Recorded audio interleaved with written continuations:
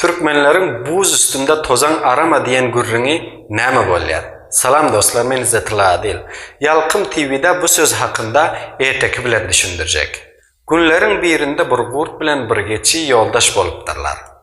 Bular bir gün başka ýurda geçeli diýip yola düşen ekenler.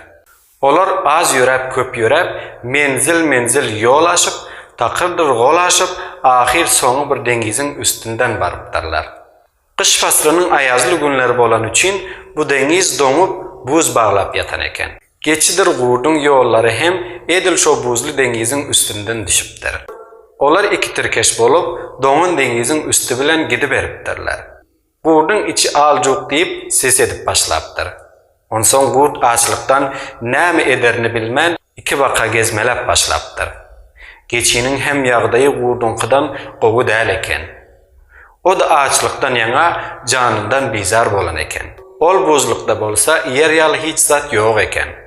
Onsoň gurt başga alaç tapman geçini iýmek üçin ýsirgap başlapdyr. Ol dürli bahany gözläp ödü bilen deňje ýörep barýan geçe iýgenip urapdyr. Ey geçi aňyrakdan ýöre tozan etýärsiň diýipdir.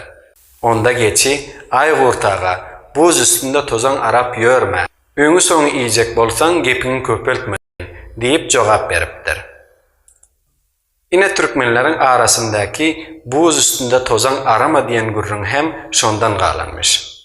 Netijeni alan bar bolsa kommentde yazsınlar. Onus berip dinläp seredeniňiz üçin minnetdar. Hoşça galyn.